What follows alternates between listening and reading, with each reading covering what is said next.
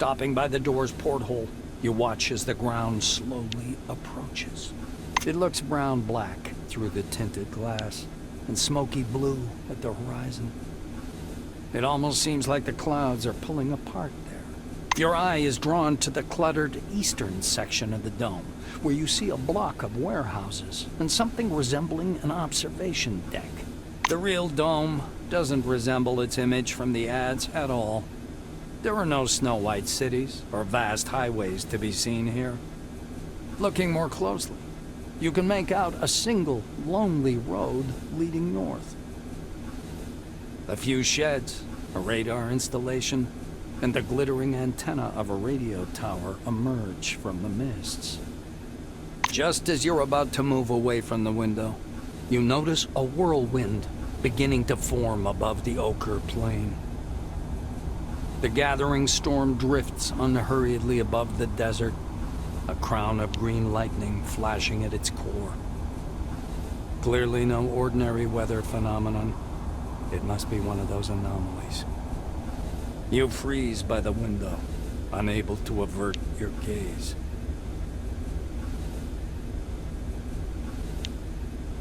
The outlines of the landing site, blurred by clouds of dust, appear behind the greenish glass of the porthole. The capsule shudders as the braking devices engage.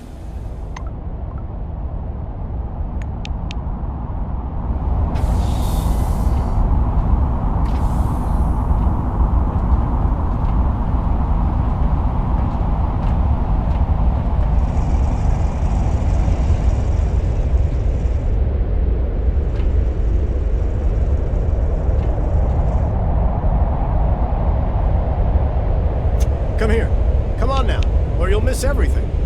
A badge reading Ludovico Nuzzi, scientific analyst, export department, dangles loosely on his clean uniform, which still smells pungently of washing powder. Look over there. He points upward with a sharp, wide gesture, and you raise the binoculars to your eyes. Under fourfold magnification, the whirling cloud above the rust-colored plains looks even stranger. Its core glows with flickering green light and flashes rhythmically, and that rhythm seems to form a complicated pattern. Nuzzi bends close to your ear. Fascinating. Do you want me to bring some filters? If we intercept the red and blue spectrums, we'll see something amazing. It's like a signal, some kind of message. Without tearing your gaze away from the binoculars, you turn around slowly, studying the dome's horizon. It's somewhat unexpected that the dome looks horribly empty. Your eyes find some construction pits dug directly in the sand, and concrete blocks laid beside them. There are almost no roads, or not sealed ones. Only one highway with yellow surface marking stretches among the sand drifts. The scientist looks blankly at you, then down at his lab coat. Ah, this? Ludovico points at the building behind him. I work in Concord Station, categorizing relics. My job is to classify them by rarity. Then the blues package them, silvers issue the documentation, and oranges move them to the cargo capsule. Just like the one you arrived in. Nuzzi points upward. Then the capsule takes the relics way up there, all the way to the spire, then to crystal sands by the funicular. They get auctioned off and turned into money. It's not like I endorse this, but... He offers you his binoculars once again. Do you want to have a look at the spire? It's amazing. But then, you can look at the spire anytime. Now that sandstorm, that's what's truly amazing.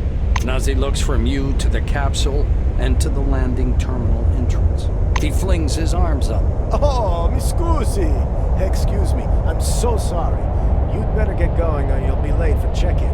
Your colleagues are already inside, and the storm is growing stronger.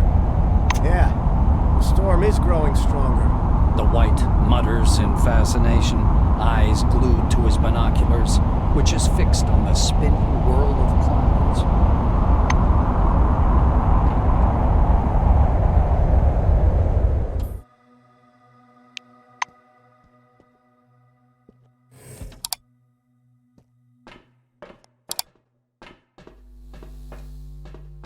Mr. Rayhead, would you bring me a cup of coffee, please? Hello, come Colleague? up to the desk, Well, please. I'll never register mind. you. A tall receptionist watches you from behind his desk with a bored, haughty look. He waves impatiently at you to approach. The employee glances at you indifferently. His upper lip is ever so slightly curled in contempt. All new employees must register first thing. Come up to the desk, please. The nameplate on the desk tells you you're talking with Dean Rayhead, administrator. The administrator slaps himself on the forehead. Ah, I almost forgot the regulation pre-registration greeting. Just a second. Rayhead produces a reel-to-reel tape recorder from beneath the desk, rewinds the tape to the beginning, and presses play. The speakers explode with a harsh, crackling sound, over which the tick-tick of a metronome slowly grows louder. Solemn music begins to play, and the administrator's face takes on a serious expression. Dear employee, on behalf of the Cronus Foundation, I, Administrator Dean Rayhead, welcome you to your new life under the dome. The administrator clears his throat and continues. By joining our company, you choose the path of science and progress. You are among mankind's best, and we ask that you live up to this. Dean squints down at the monitor. Deserve this title. Do your job honestly. Obey the law. Respect your colleagues, and The music fades, and the administrator finishes his speech. together we will build the best possible future for all mankind. Dean puts the tape recorder away. Now that we're done with the official greeting, I'll register you and upgrade your Selectron. Dean's hands hover over the keyboard. He gives you a nod. You spell out your first and last names and specify your wing, profession, and test results. The administrator's fingers fly across the keyboard as he enters your information into the Cronus database. Rayhead scans the computer screen. So your position in the waiting list was 63,784. You've been assigned to Magellan Station. A special bus will bring you there after a series of briefings. Please pass me your Selectron so I can update the firmware. Dean snaps the docking port of your pass to a recess in the casing of his computer. The administrator returns your Selectron. Now you have first-level clearance for a Blue Wing employee. You have access to storage, the repair bays, and various workshops. Your Selectron also has a built-in universal key that opens the hatches accessing the air shafts. Dean continues. All new employees have a short list of tasks to perform on arrival. Do you want to hear all the details or just the short version? Rayhead nods and points at the ceiling. First, you need a set of combat gear. Talk to Sidney Maynard, he'll give you everything. Dean extends his second finger. Second, weapons. Ms. Margarita Takachenko is the clerk at the armory. After she dispenses your firearm, you'll need to head to the training zone for a brief weapons handling exam. The administrator straightens his third finger. According to the latest regulations, all employees must attend a briefing on Psi abilities. Apply to instructor Andriy Mihai. Dean extends his fourth finger and looks at you meaningfully. Did I tell you about the combat and tactical training? The fourth step is to visit instructor Winston Botherby. And finally, science is the overarching purpose behind everything we do here. Go to Professor Van Alden to learn how to study relics, avoid anomalies, and catalog scientific knowledge. This training is mandatory for all wings, not just White. Dean catches himself. Oh, and when you're done with your trainings, proceed to the waiting room. From there, you'll travel to Magellan by bus. The administrator looks up at you again. That is all. He reaches for the tape recorder, but thinks better of it. Protocol calls for a little welcoming preamble, but dash it all, that's nonsense. Welcome to Concord Station. As he's about to turn away, Dean suddenly remembers something. Oh yes, I sent your mail to your Kairos. Check your new messages. Well, that's all, I think.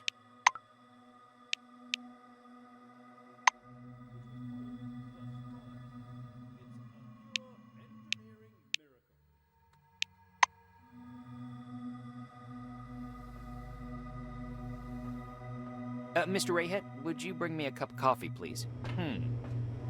Colleague? Well, never mind.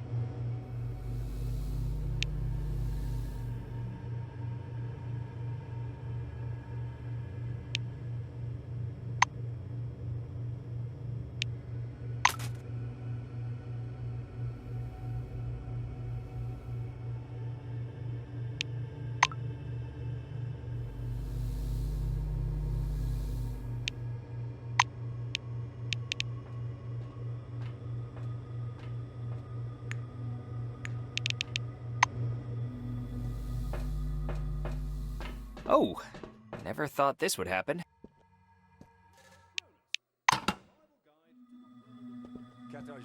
Behind the storage counter, you see a small, neat guy. His gingery hair shines with something like brilliantine. His badge says, Sidney Maynard, storekeeper. The silver perks up at your approach. A thick logbook appears at once from under the counter. Sidney puts on thick glasses that seem to age him 5 decades in an instant and studies the lined pages. The silver finally stops and pins down a particular page with his finger. This is your first uniform requisition, right? You can also purchase any equipment you need for the desert directly from me. Maynard adjusts his glasses in a businesslike manner. And before I give you the uniform, please listen to these short... Sidney fiddles with his hairstyle. So, I'm not going to sugarcoat it. Life under the dome can be dangerous. You may get shot, spill acid on yourself, get electrocuted, or suffer the effects of a dangerous anomaly. You may also freeze to death or get fried. That's why it's important to wear protective equipment when traveling outdoors. Of course, in hazardous situations, the equipment will get damaged, and the more it's damaged, the more often one has to repair it. The silver steps back from his counter to indicate the repair kit boxes piled in the back of the warehouse. He points back at the shelves behind him. We've got repair kits for this gear. There are Blue Wing specialists ready to help you at any large base, of course, but they're not always available, so you'd better learn how to use repair kits and workbenches on your own.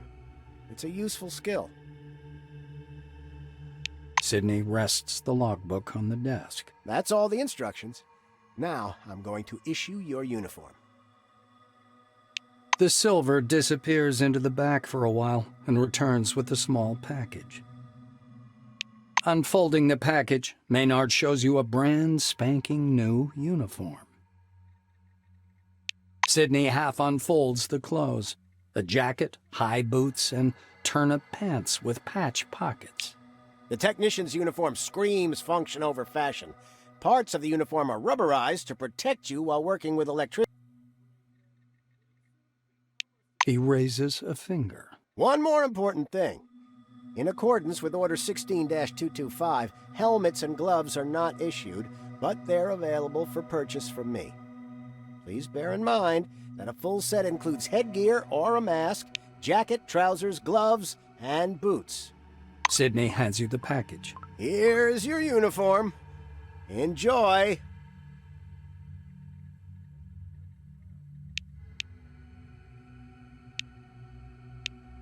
Sidney adjusts his glasses. Sure, I'll show you what we've got.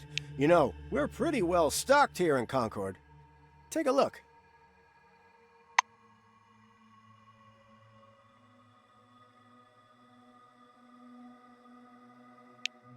Sidney scribbles something in his logbook. Please come back anytime if you need something.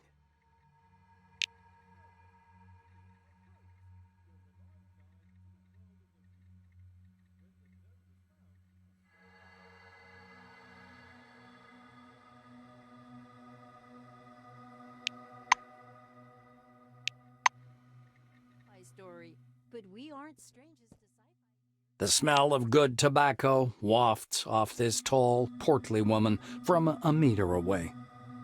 A black lacquered pipe, an open logbook full of signatures, and a metal flip calendar sit on the counter in front of her. A small nameplate reads, Margarita Tkachenko. The woman fixes her coppery hair with one hand and casually lights her. To what do I owe the pleasure? Her voice is deep and gravelly. Margarita thumbs back a couple of pages in her logbook. I see. This was your first receipt. She glances at her Kairos, looks at you, snorts, and retreats to the shelves. A couple of minutes later, Tkachenko returns holding a small pistol. She puts the gun on the counter and strokes the Bakelite grip with a strange affection. Pistols are good. Not for everyone. One needs a special skill set. The black draws the slide with a snap, pops out the magazine with an almost imperceptible movement, and slams it back in place. It's reliable. Has a nice heft, too, so even if it jams, you can always smack him on the head with it. Takachenko slides the pistol across the counter. Margarita drags on her pipe and releases a puff of thick, yellow smoke. I see you know the rules and won't cause problems.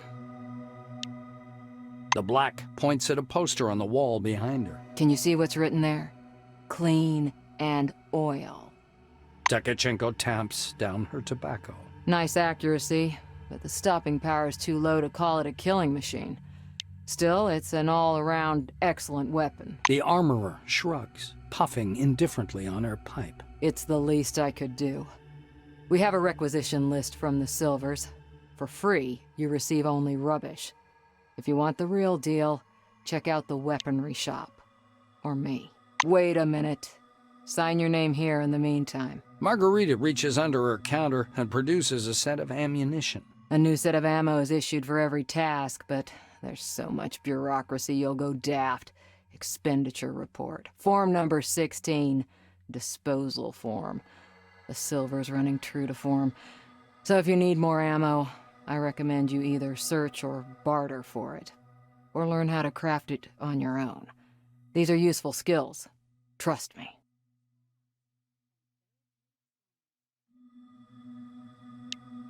Leaning. But before the training...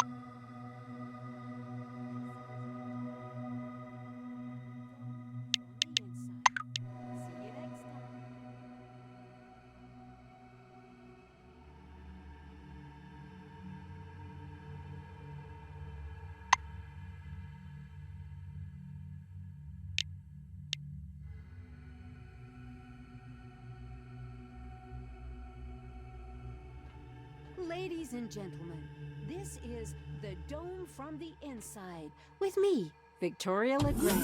As you can see, there are endless salt pans. A lean Silver with thick black hair and a huge cigar clamped in his teeth is sitting in front of you. As you approach, he flashes a sly grin and slowly raises an outstretched hand above the table.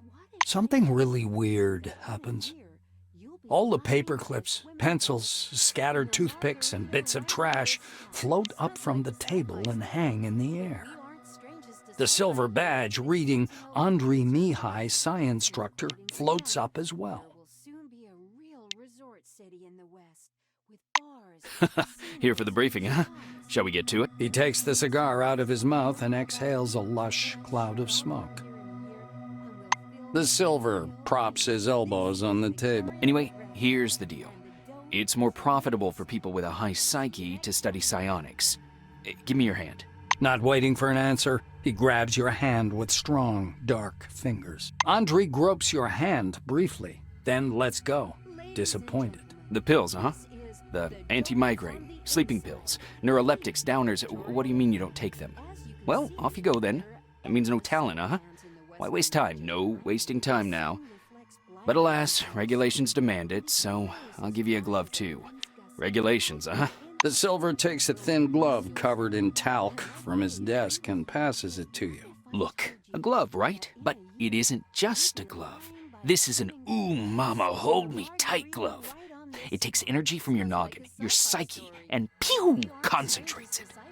He counts off on his fingers. Learn psionics. Put on the glove. Transform energy into the necessary shape. That's the whole briefing. Simple? Simple. Now to your questions, huh?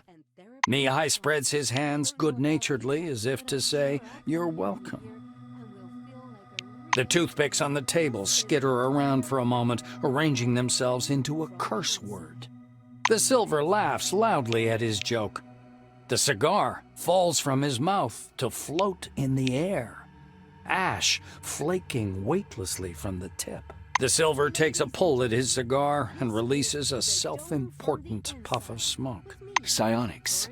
It's a gift for all of us. The forefathers took off someplace. Poof, gone. Only the dome remains. And this. Psionics, huh? He rocks back in his armchair, puffing on his cigar. The toothpicks again slowly rise up from the table. Mihai spreads his dark hands. Toothpicks hover around his head in a kind of halo. Scientists say everyone has an organic skill called psyche.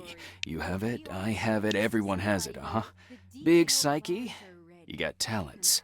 Small psyche, no talents. You'll need to carry a lighter all your life. Casinos, spas, and therapeutic saunas. I don't know about you, but I'm sure I'll come here in a year and will feel like a real queen. This is Victoria Legrand and the Dome from the Inside. See you next time.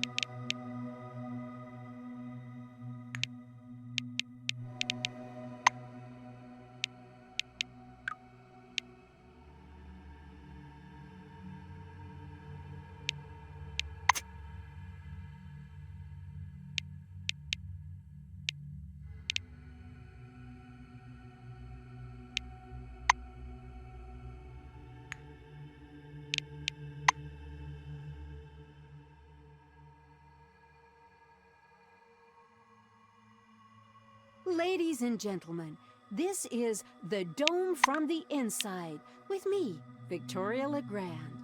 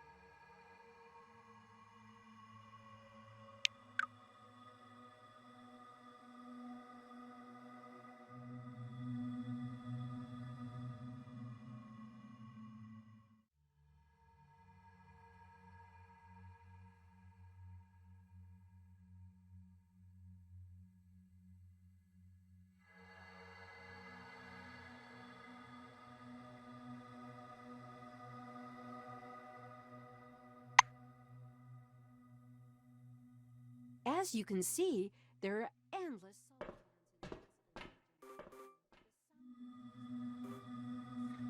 and the air is as dry as a nun's gusset. What an inhospitable wilderness, you'll say. And I fully agree with you. But what if I told you that in a year, you'll be lying by a swimming pool, sipping a margarita right on this spot? Sounds like a sci-fi story. But an engineer in a bright blue jacket is tinkering with the door lock, cursing under his breath non-stop. You're a newcomer, right?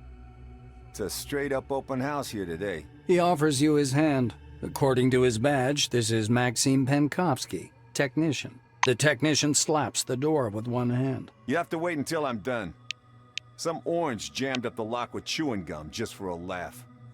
They're like animals, those oranges, marking their territory. If you ask me, they're too gracious about those bastards in Crystal Sands.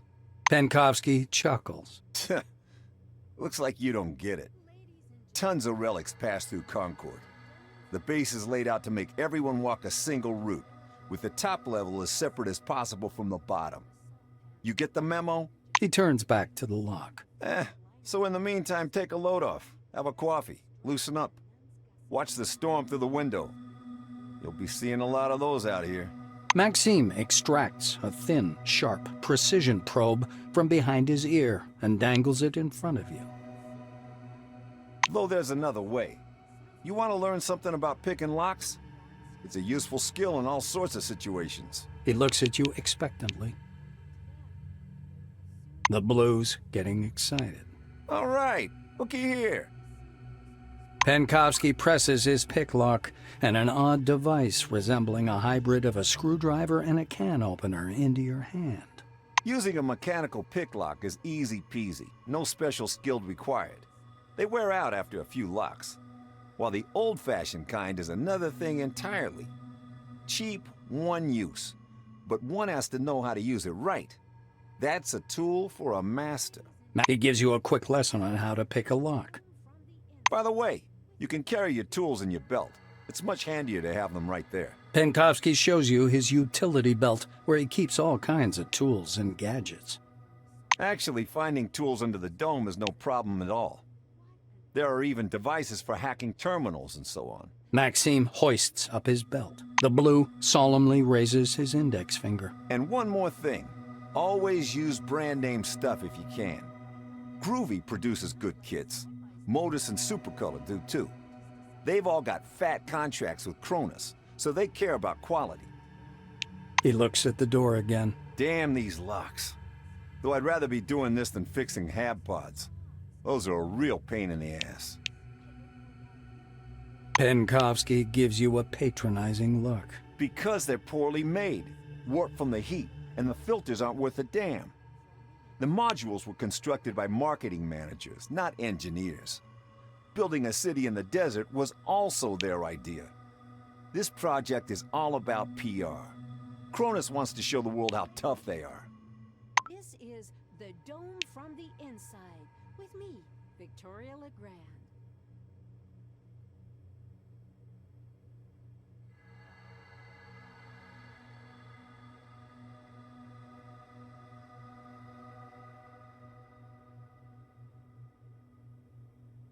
I repeat, get a lockpick and attach it to your utility.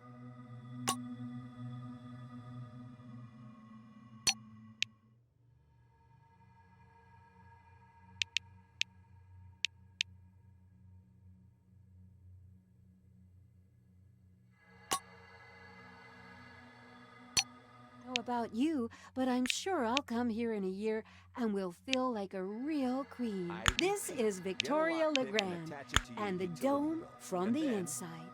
See you next time. Yes, you're doing great. All right, off you go. I'll keep working on this lock because of that orange. Hey-oh. Welcome under the dome, an amazing excursion to a world Ladies, of... that in a year, you'll be lying by a swing. A middle-aged black is sitting behind the counter with his hands in his lap. The buttons and zippers on his uniform are polished to a shine, and even his badge, Winston Botherby, Instructor, has been buffed so much it hurts to look at. Botherby frowns as you approach. Your first act is being late for the briefing. You going to be late for your funeral as well?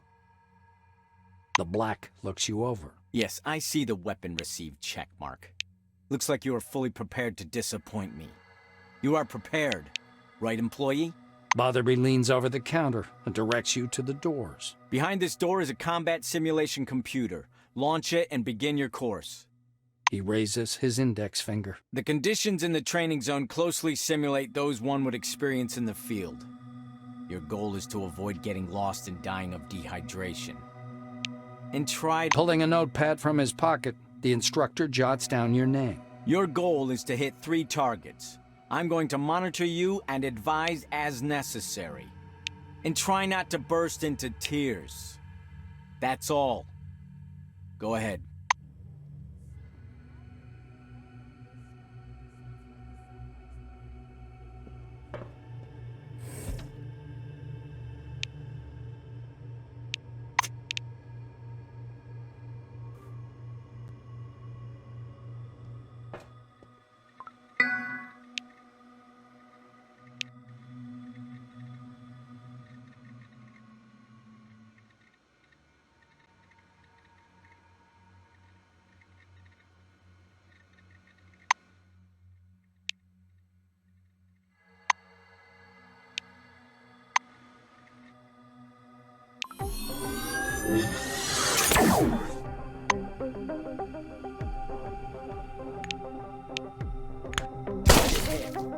I can't help but say I'm stoked. The first miss was when you were born. Target hit. I can't help but say I'm stoked.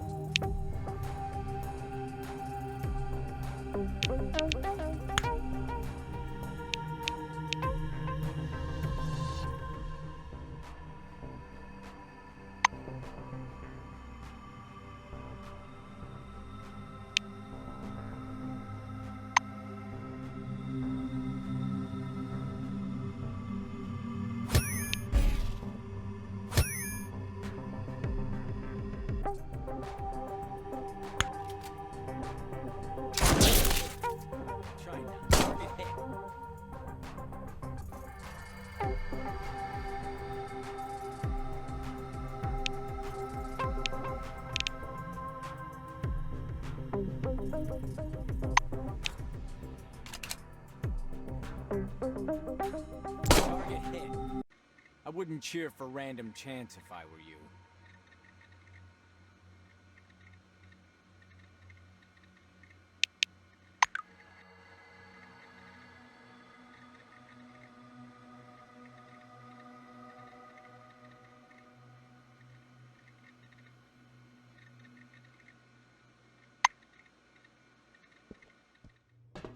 Welcome under the dome, an amazing excursion to a world of new technology and the riddles of an ancient civilization. Listen to this information, useful for all wings. Hiya. And receive a colorful leaflet.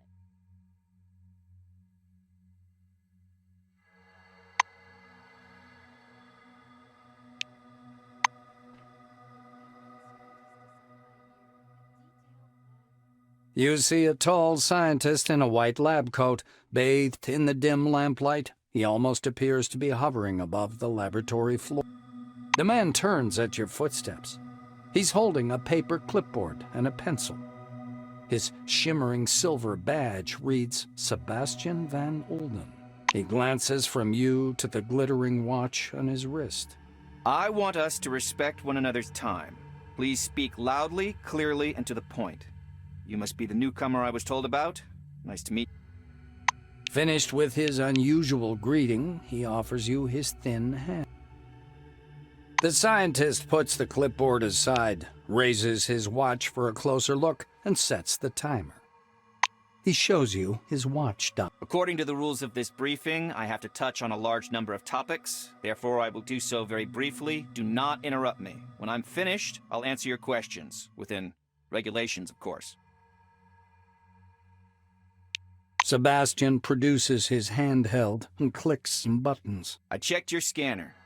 It's working and is connected to the Minerva database. Everything you scan will earn you Kronos or Forefathers knowledge points. The instructor watches you with displeasure. Are you listening?